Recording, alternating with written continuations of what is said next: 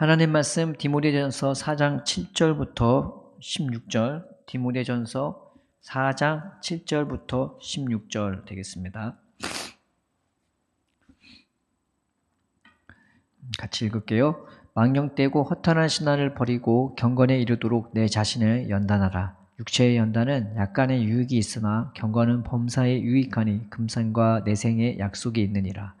미쁘다 이 말이요 모든 사람들이 받을 만하도다. 이를 위하여 우리가 숙고하고 힘쓰는 것은 우리 소망을 살아계신 하나님께 두미니 곧 모든 사람 특히 믿는 자들의 구주시라. 너는 이것들을 명하고 가르치라. 누구든지 내 연소함을 업신여기지 못하게 하고 오직 말과 행실과 사랑과 믿음과 정절에 있어서 믿는 자에게 본이 되어 내가 이를 때까지 읽는 것과 권하는 것과 가르치는 것에 점념하라. 내 속에 있는 은사 곧 장로의 회에서 안수받을 때에 예언을 통하여 받은 것을 가볍게 여기지 말며 이 모든 일에 전심전력하여 너의 성숙함을 모든 사람에게 나타나게 하라. 네가 내 자신과 가르침을 살펴 이 일을 계속하라. 이것을 행함으로 네 자신과 내게 듣는 자를 구원하리라. 아멘.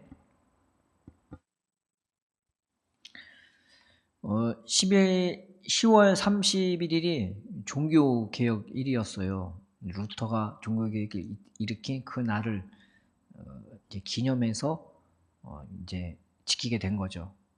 그래서 보통 종교개혁 주일로 지키기도 하고 또 그날 기념해서 행사를 하기도 하는데, 개혁 보통 개신교라고 할 때 개혁주의를 개신교로 하거든요. 날마다 개혁한다, 개혁을 한다 그렇게 해서 개혁 신화 개신교, 우리가 흔히 아는 장로교, 감리교, 침례교, 여의도 순복음 다 개혁주의에 들어가는 그런 교회입니다. 교단입니다. 그런데 이게 이제 루터로부터 시작이 된 거죠. 그래서 외국에 가보면 루터교가 따로 있어요. 네, 그래서 많이 꽤 있더라고요. 근데 가서 예배를 들어보니까, 예배를 드린 게 아니라 가서 예배당에 가보니까 이게 약간 천주교 냄새가 살짝 나요. 네, 그래서 우리하고는 약간 괴리감이, 우리 한국 분들한테는 좀 괴리감이 있어요. 그런 모습들, 살짝 천주교 같은 분위기가 나서 그렇기도 합니다. 그 종교개혁의 발단이 되는 그 대표적인 방만문이 있단 말이에요. 95개조 방만문이 있는데 대표적으로 면죄부에 대한 방만문이 있습니다. 그게 뭐냐면은 교황과 사제는 죄를 사하는 권세가 없다. 죄에 대한 용서는 하나님만이 하시며 하나님의 용서는 진실한 회개를 통해 주시는 것이지 면죄부를 산다고 주어지는 것이 아니다. 고로 면죄부는 아무 효과가 없다. 이 말을 이제 그 중에 하나가 적혀 있는 것입니다. 대표적인 거죠. 근데 95개조 방만문인데 루터는 하나님 말씀을 읽으면서 이건 아니야. 구원은 믿음으로 받지 우리 행함으로 받는 게 아니야. 그 당시에 여러 가지 그 이상하고 타락한 그 천주교의 그 상황을 보면서 이거를 막 대대적으로 종교개혁을 일으키려고 썼던 게 아니거든요. 그냥 그들이 행하는 여러 가지 잘못된 관습 그리고 법에 대해서 그냥 조목조목 그냥 따지듯이 이렇게 써갖고 붙인 거예요. 그러니까 변론을 한 거죠. 싸우려고 그런 게 아니라. 그런데 그게 크게 발단이 돼갖고 온 유럽을 뒤흔드는 놀라운 그 반만문이 돼버린 겁니다. 그래서 그 당시에 천주교에 아주 막 이를 갈았던 많은 사람들이 이거를 보고 루터를 오히려 옹호해 줘버려요. 그래서 독일에 있었던 영주들은 다 루터 편을 거의 들었단 말이죠. 그래서 이 루터의 이것이 본인의 의지로 이게 개혁이 불이 확 번진 게 아니라 그냥 글만 썼는데 그걸 들고 정치 세력도 그 다음에 진짜 신앙을 갈구했던 사람들까지 다 합쳐지게 된 거예요. 그래서 그게 딱 맞아 떨어져 갖고 그 당시 타락했던 그 천주교에 반항해서 참된 신앙과 참된 그 은혜와 생명을 강구했던 모든 사람들의 그 불씨를 떨어뜨리는 그런 역할을 하게 되었던 겁니다. 그 당시에 천주교는 아주 타락할 대로 타락했던 거죠. 그래서 고위직일수록 돈과 여자와 권력에 아주 그걸 탐하는 아주 탐욕으로 쩌들어버린 그런 단체가 돼버린 거죠. 물론 아닌 사람도 많고 깨끗한 그 수녀나 이제 신부들도 많이 있었겠지만은 고위직으로 갈수록 특히 교황으로 갈수록 이게 굉장히 썩을 대로 썩어버린 거겠죠. 그래서 돈을 끌어모아 돼갖고 더 자기의 그 욕심을 채우려고 하는데 돈이 모자라니까 그 돈을 모으는 수단으로 면죄부를 팔게 된 거예요. 진짜 이 말이 맞아서 면죄부를 판 게 아니라 돈을 끌어모으기 위한 면목상으로. 겉으로는 아닌 것 같지만은 이제 속으로는 그랬단 말이죠. 그래서 이 면죄부를 파는데 어떤 식으로 이 기구에 찬 설교를 했냐. 여러분들이 면죄부를 사는 그 순간 그걸 위해 헌금을 드렸을 때 그 동전이 그 헌금함의 동전이 바닥에 쨍그랑하고 떨어지면서 틱 이렇게 위로 올라가는 그 순간에 지옥에 있는 너의 지옥에 있는 너의 사랑하는 그 사람들의 영혼이 같이 튀어 올라가고 천국에 들어간다고. 아주 새치어로 아주 그런 말도 안 되는 그런 기교를 부려서 사람들의 그 생각과 마음을 이게 홀려버렸단 말이죠. 그러니까 사람들이 누가 그거 헌금하겠어요. 가난한 사람들이 더 헌금한단 말이죠. 그럼 그 돈을 모아갖고 자기 욕심을 채우는데 썼단 말이죠. 그래서 그 당시에 예배는 지금의 예배하고는 완전 딴판이었어요. 모여서 그들이 예배를 드렸을 때 어떤 성경을 읽냐? 라틴어 성경을 읽어요. 그러니까 자기의 성경을 볼 수도 들을 수도 없어요. 라틴어 성경을 읽어요. 라틴어는 누가 알겠어요? 그 가난한 사람들이. 그런데 설교를 할 때 어떻게 설교하냐? 라틴어로 설교해요. 그러니까 뭔 말인지 하나도 몰라요. 그리고 신앙 교육을 하는데 신앙 교육은 일반 사람은 받을 수도 없어요. 그냥 고위직에 있는 사람들, 극소수의 사람들만 이 신앙 교육을 간간히 받을 수 있는 거고 일반 사람은 신앙이 뭔지 신앙 교육이 뭔지 전혀 몰랐단 말이죠. 그럼 그들이 예배 드렸을 때 어떤 예배를 드리냐? 그냥 미사에 참여해갖고 성찬 드리고 그거 하고 그게 다였단 말이에요. 그러니 신앙이 뭔지를 어떻게 알았겠어요? 그러니까 이 루터가 이 개혁을 하면서 자국어 성경을 처음으로 만들었어요. 독일어 성경. 그래서 제일 자국어 성경 역사가 깊은 게 이제 독일. 그래서 지금도 권위가 굉장히 많죠. 그런데 1400년도에 인쇄술이 발전했는데 이 인쇄술의 가장 큰 특혜를 본 게 종교개혁이었습니다. 그래서 이 종교개혁을 통해서 독일에서 처음으로 독일어 성경을 만들었고 그때부터 자국어 설교를 하기 시작했고 그때부터 신앙 교육을요 그냥 고위직에 있는 몇 소수의 사람들만 주어진 게 아니라 일반 사람들에게조차 그 신앙 교육을 하기 시작한 거예요. 그러니까 그들은 난생 처음 이제 하나님의 말씀을 듣기 시작했고 보기 시작했고 교육을 받기 시작했던 거죠. 그래서 이것이 종교개혁이 단지 신앙의 그 참된 신앙을 찾는 길만 된 게 아니라요. 그들의 문맹률을 낮추는 그런 굉장히 큰 효과를 가져왔고요. 그래서 이 종교개혁이 언급되는 이유가 우리 세계사 배울 때 꼭 종교개혁이 굉장히 주의 깊게 다뤄지잖아요. 그 당시에 그러니까 세계의 그 사람들의 의식 수준과 그 생각의 틀을 확 바꾸는 굉장히 엄청난 호폭풍을 가져왔던 거죠. 그것이 꼭 교회 신앙에 관련된 그것뿐만 아니라. 그래서 그들은 자국 성경, 자국 설교, 그다음에 자국의 언어로 신앙 교육을 받기 시작하게 된 겁니다. 그래서 그 당시에 이 루터의 개혁으로 말미암아서 루터의 방만문으로 말미암아서 이 종교 개혁이 사람들의 이 심령에 불을 가져오기 시작한 거죠. 하나님이 이런 분이구나를 처음 듣기 시작했던 거예요. 그냥 성찬만 하고 떡만 떼는 조그만 빵 조금만 먹고 포도주만 먹는 그런 것이 아니라 그들은 이제 하나님의 말씀을 듣기 시작했고 그것을 보기 시작했고 신앙 교육을 계속적으로 이제 받기 시작했던 것입니다.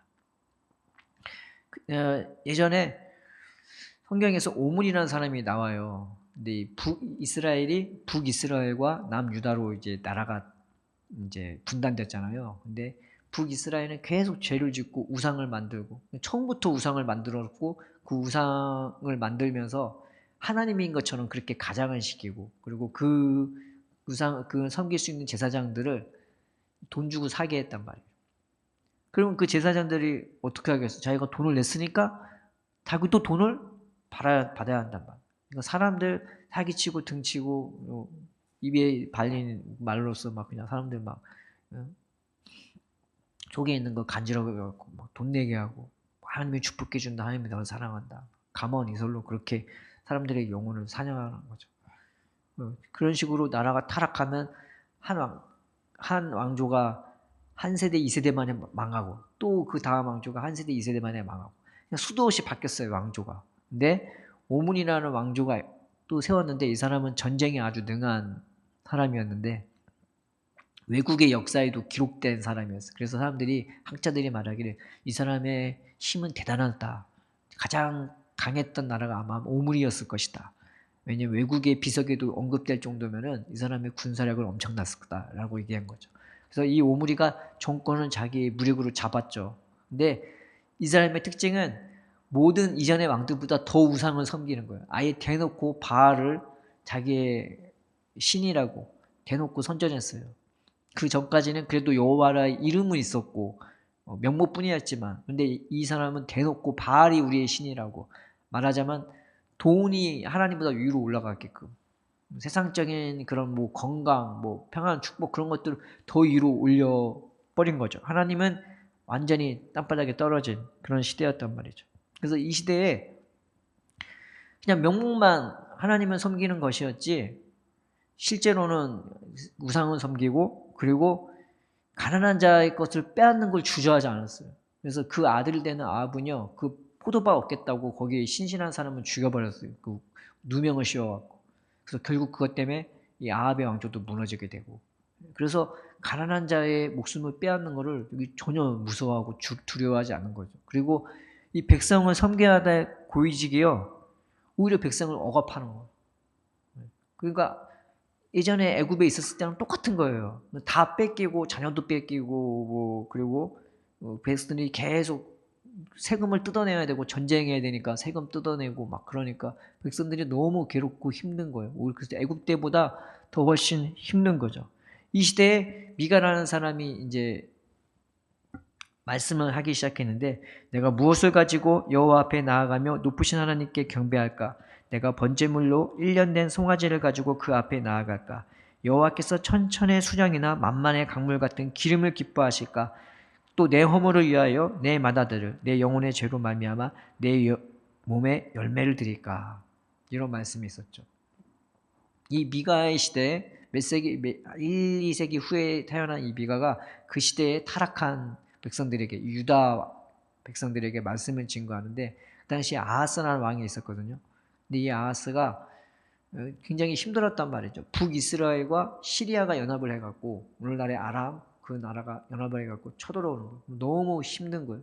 전쟁이 벌어졌는데 질 것 같은 거예요. 너무 다급해요. 나라가 망할 것 같고 자기가 죽을 것 같고. 그래서 전쟁 중에 자기의 맏아들을 화재물로 번제물로 확 들여버려요. 산채로 배를 가르고 태워 죽인 아주 그런 잔혹한 짓을 외국 사람이 봐도 막 기겁을 할 정도로. 그래서 전쟁이 끝나버렸어. 그거 보고 기겁을 해갖고 사람들이 놀래갖고 아, 저 사람 미친놈이다. 돌아가야지 해가고 돌아갔어요. 이겼다고 이긴 게 아닌 거죠. 다 사람들이 혀를 내두르고 도망갔단 말이에요. 우리 그 얘기를 하는 거예요. 내가 예배 드릴 때 하나님 앞에 맏아들을 드릴까? 말도 안 되는 그런 일들을 했었어요. 그래서 하나님이 진정으로 원하는 게 뭐냐? 너의 이상한 희생 헌신이 아니라 사람아 주께서 선한 것이 무엇임을 내게 보이셨나니 여호와께서 내게 구하시는 것은 오직 정의를 행하며 인자를 사랑하며 겸손하게 대해 하나님과 함께 행하는 것이 아니냐. 루터 시대에 세상이 타락한 것처럼 가난한 자의 그 동전 하나까지 다 뺏어버리는 그런 말도 안 되는 그런 억압을 하고 사람들을 속여서 가만히 있을로 속여서 그렇게 동전을 빼앗는 그 시대인 것처럼 오므리 시대도 그랬고 아하스 시대에도 이 미가가 나타나고 하나님이 너한테 원하는 그런 그딴 희생 헌신이 아니다. 하나님을 사랑하고 겸손히 하나님과 동행하면서 사람을 은혜로 대하고 사랑으로 대하고 정의를 행하는 게 이게 하나님의 뜻이다라고 말을 해준 것입니다. 그래서 이 종교 개혁에 일어났던 이 루터의 계획은요, 그 당시에 많은 은혜를 가져오기도 했지만 또 불완전했던 게 이 루터도 자기만의 세계에 갇힌 그게 있어서 루터는 천동설을 주장했던 사람이었어요. 그리고 루터는 자기를 생각했던 농부들에게 농부들이 이 루터를 엄청 끔찍하게 생각했는데 오히려 루터가 그 어느 한 영주한테 편지를 써서 이렇게 반란을 일으키거나 말 안 듣는 농부 있으면은 벌을 내려갖고 강압적으로 세게 그들을 억압하라고 막 그렇게 말을 한 거죠. 그리고 그 당시에 종교개혁을 일으켰던 교단들이 있는데 그 성찬식에 대한 견해가 다르다는 이유만으로도 너와 나는 영이 다르다고 그렇게 서로 돌았을 정도로 종교개혁에 여러 가지 좋은 것들을 가져오기 있지만 불완전한 것들도 있었습니다. 근데 지금 시대는 어떠냐? 그때의 시대랑 또 완전 다르게 지금은 성경도 엄청나게 많아요. 번역된 성경도 엄청 많은데 우리나라 성경도요. 10가지가 넘어요. 그래서 저는 개역 성경도 있고 이거를 개정한 개역 개정도 있고 뭐 제가 많이 쓰는 공동 번역, 즉 개신교하고 천주교하고 같이 이렇게 번역 작업을 해갖고 쓴 공동 번역이라는 성경이 있고 또 새 번역이라는 성경도 있습니다. 그래서 감리교가 새 번역이라는 그 쓰를 쓰는데 학자들이 많이 참여해갖고 쓴 책이 있습니다. 거기에 뭐 현대인의 성경, 현대어 성경, 뭐 바른 성경, 쉬운 말 성경, 뭐 여러 가지가 있고 뭐 킹제임스 성경, 한국 킹제임스 성경 합치면 10개가 넘더라고요. 그래서 제가 성경 보다가 잘 이해가 안 되거나 문맥이 안 닿으면은 보통 쭈루룩 훑어보거든요. 참고할 게 너무 많아요. 그것뿐만 아니죠. 지금은 설교도 자국어 설교가 차고 넘치는 거죠. 그래서 자국어 설교도 유튜브나 뭐 보면요. 그냥 다 볼 수 있고 들을 수 있는 거예요. 예전에는 내 목사님 설교만 들었어야 돼요. 그리고 내 목사님 설교만 붙잡고 그것만 은혜 받고 그 안에 있었는데 지금은요. 그런 시대가 지나가 버렸어요. 내가 와서 교회에서 섬기는 건 섬기지만은 하나님 말씀은 다른 곳에서 유명한 목사님 설교, 시청률이 높은 설교 다 들을 수가 있는 거예요. 그 시대에 많은 이 시대에 유명한 설교를 그리고 번역도 잘 돼 있고 외국어 설교도 번역으로 탁 떠갖고 잘 들을 수가 있는 거죠. 그래서 성경도 너무 많고 설교도 너무 많아요. 심지어 이 설교를 하는 목사님들조차 AI를 참조할 수 있대요. 그래서 챗봇에다가 어떤 성경을 본문으로 해갖고 주제를 뽑고 예화를 한 가지 하고 여러 가지 예시를 3가지 정도 두어 딱 줘서 설교를 하나 만들어줘 딱 하면요. 그 챗봇이 순간 그 설교문을 정리해서 쫙 한대요. 근데 그 김석환 목사님 분이 그걸 보고 깜짝 놀랐대. 설교가 너무 괜찮은 거예요. 그래서 얼마 전에 제가 어머니 집에 갔는데 TV에서 올포원이라고 AI 설교 괜찮은가 막 그런 설교가 그런 나오더라고요. 근데 앞서서 얘기하는데 그 AI가 나오면서 없어질 직업 중에 하나가 목사가 유의로 잡혔대요. 다른 것에서 볼 때는 목사는 없어지지 않는다가 나왔는데 어제 보니까 거기는 2위로 나왔대요. 목사의 그 설교 부분을 AI도 잘 할 수 있다. 그렇게 나온 거죠. 그런 것처럼 지금 너무나 많은 설교가 있고 성경이 있고 차고 넘치는 거예요. 그럼에도 불구하고 지금도 여전히 개혁이 우리한테는 필요한 거죠.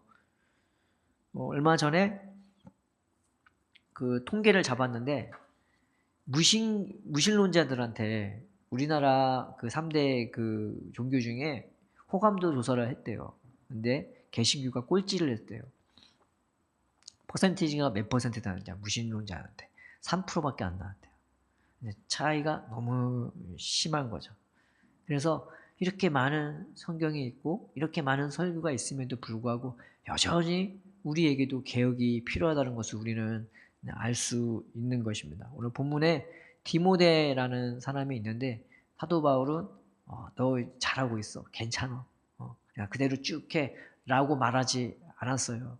말하자면 이 디모데도 목회자이고 이 디모데도 신실한 하나님의 일꾼이라 말하지 않아도 자기 일을 묵묵히 해나갈 사람일 것 같아요. 그런데도 불구하고 사도 바울은 이 디모데에게 말하기를 너 자신을 끊임없이 연단하라고, 그리고 끊임없이 새롭게 되라고 말하고 있는 것입니다.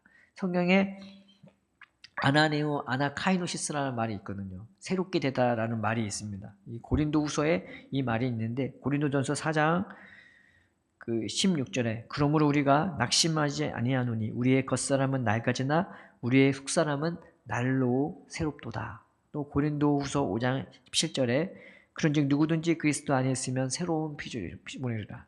이전 것은 지나갔으니 보라 새 것이 되었도다. 이 새롭다라는 말이 아나네오 아나카이노시스라는 헬라어예요. 네, 영어로 하냐면 리뉴예요. 리뉴. 뉴가 새롭다잖아요. 근데 리뉴는 다시 새롭게 하는 거. 그러니까 신앙생활이 뭐냐? 내가 새로워지는데 그냥 새로워지는 것이 아니라 끊임없이 새로워지는 게, 이게 진정한 개혁인 거죠. 그런데 이 개혁의 불꽃은 다른 데서 일어나는 것이 아니라 우리 심령에서부터 이루어지는 거고, 이건 내 힘으로 되는 것이 아니라 하나님이 만져주시고 역사해 주셔야 이것이 새로워지는 거죠. 그래서 갈라디아에서는 뭐라고 나왔냐면 할래나 무할래나 소용이 없다. 그거 받았고 안 받았고 중요한 게 아니라 날마다 새롭게 태어나는 것이 중요한 것이다. 하나님이 그 일을 해주시려고 성령을 부어주시는데 그것이 일이 안 일어난다면은 그 할래 무할래 그거 갖고 논쟁하고 받고 안 받고가 중요하지 않게 된다. 아무리 겉은 그럴싸하고 아무리 뭐 자국어 성경이 많고 자국어 설교 많이 듣고 아무리 신앙교육을 많이 해도 내 속사람이 새로워지지 않으면은 아무것도 아니라고 사도 바울이 말하고 있는 것입니다. 그래서 오늘 그 영적 아들 디모데에게 사도 바울이 네 자신을 연단하라고, 그리고 네 말과 행실과 이 모든 것들을 날마다 새롭게 됨으로 변화받고 더 깊어지고 더 성숙해지라고 말하고 있는 것입니다. 이 성숙과 연단은 우리의 힘으로 되지 않기에 하나님은 우리에게 예언자들의 말씀을 통해서 하나님이 새롭게 하실 그 말씀을 우리에게 전해주셨는데, 에레미야에서는 내가 너에게 율법을 만들었지만 너희가 이 율법을 파괴했다고. 그렇지만 내가 나중에 너희가 파괴하지 못할 그 법을, 새로운 법을 너희 마음에 새겨주겠다고 이렇게 말씀을 해주셨습니다. 그리고 에스겔에서는 뭐라고 나왔냐면 그날에 내가 너희에게 새 마음을 주고 고기같이 부드러운 새 마음을 주고 새 영을 주고 내 영을 주어서 너희가 나를 예배할 수 있게끔, 참되게 예배할 수 있게끔 만들어 주겠다고. 그러니까 그 마음조차 주님이 주시겠다고 말씀해 주셨고요. 에레미야 31장에 또 뭐라고 나와 있냐면은 그날에는 내가 너희가 나를 떠나지 않는, 나를 항상 경외하는 마음조차 내가 너희에게 주겠다고. 그래서 내가 너희에게 세상 사람이 보고 놀랄 그 놀라운 그 평안과 축복을 너희한테 막 부어주겠다고. 쌓일 곳이 없도록. 하나님이 그 약속을 해주셨던 겁니다. 그래서 이 은혜는요, 우리가 취할 수 있는 것이 아니라 하나님이 우리를 붙들어주고 만져주셔야 이것이 내 속에서 막 새 마음이 되고 새 영이 되어서 그냥 하나님의 그 한량없는 은혜를 우리가 받아 누릴 수 있게 되는 것입니다. 요즘 시대는 부족한 게 너무 없는 것 같아요. 그럼에도 불구하고 세상은 여전히 복잡하고 세상은 여전히 시끄럽고 세상은 여전히 요동하고 있는 것입니다. 우리가 하나님 다른 것을 내가 꾸미고 갖고 바꾸려고 하는 것이 아니라 그 무엇보다 우리 심령을 바꿔달라고, 오늘 찬양의 가사처럼 내 마음을 만져달라고 얘기한 것처럼 바로 하나님 내 마음을 만져달라고, 그래서 내 마음이 끊임없이 개혁되게 해달라고. 우리는 다른 것을 바꾸려고 하는 것이 아니라 무엇보다 우리의 마음을 주님 새롭게 해달라고, 끊임없이 새롭게 해달라고, 바로 그러려고 예수님이 우리를 위해서 십자가 못 박혀 죽으시고 하늘에 부활하시고 하늘에 올라가신 거 아니겠습니까? 그 은혜와 능력을 베풀어 주려고. 그래서 참된 진리는 예수님이 행한 표적, 기적 뭐 그런 거에 있는 것이 아니라 예수님 안에 있는 마음이라고 사도 바울이 얘기하고 있는 것입니다. 우리에게 그 은혜를 부어주려고. 세상을 알지 못하지만 내가 행하는 그 일들을 보고 말들을 보고 내 모습을 보고 우리 속에 있는 것들을 세상은 보게 될 것이라고 사도 바울은 말하고 있는 것입니다. 그래서 디모데에게 끊임없이 내 자신을 연단하라. 우리가 이 일을 위해서 하나님 내 마음을 바꿔달라고, 딴 것보다 내 마음을 주님의 약속하신 그 언약을 따라 그 말씀을 따라 예수님 안에 있는 그 생명력 있는 그 새 마음을 우리에게 부어달라고. 그래서 그 종교개혁 일이 다른 데서 이루어지는 것이 아니라 내 심령에서 삶에서 디모데처럼 사도 바울처럼 예수님처럼 끊임없이 일어나게 해달라고 기도하는 저 여러분 되기를 주님의 이름으로 축원드립니다. 그러므로 일상에서 하루하루 잘 되든지 못 되든지 또 평범하든지 부유하든지 가난한지 그런 거에 상관없이 하나님의 은혜를 받을 수 있는 그 하루를 기회로 여기면서 무슨 일을 하든지 주님과 더 가까워지고 또 주님의 마음을 배워가고 또 주님의 마음이 임해지기를 주님의 이름으로 축복합니다. 기도하겠습니다. 살아계신 하나님 아버지, 이 종교개혁일에 하나님 그저 우리가 기념으로만 끝나지 말게 하여 주옵시고 그저 우리가 외적인 것만 개혁하려고 힘쓰고 애쓰는 자가 되지 말게 하여 주시고 무엇보다 주님이 약속하시고 말씀하신 우리의 마음이 개혁되도록 우리의 마음이 새로워지도록 우리의 마음에 주님의 은혜와 사랑과 새겨질 수 있도록 주님 역사하여 주시옵소서. 삶 속에서 하루하루 지나갈 때마다 주님 늘 우리 곁에 계시사 우리에게 위로해 주시고 우리에게 소망을 주시고 우리를 만져주시고 강하게 해주셔서 우리가 주님의 손으로 날마다 새롭게 거듭나고 날마다 새로워지는 우리의 나날이 될 수 있도록 주님 우리의 능력자가 되어주시고 우리의 모든 것이 되어 주시옵소서. 감사하며 우리 주 예수님의 이름으로 기도드립니다. 아멘.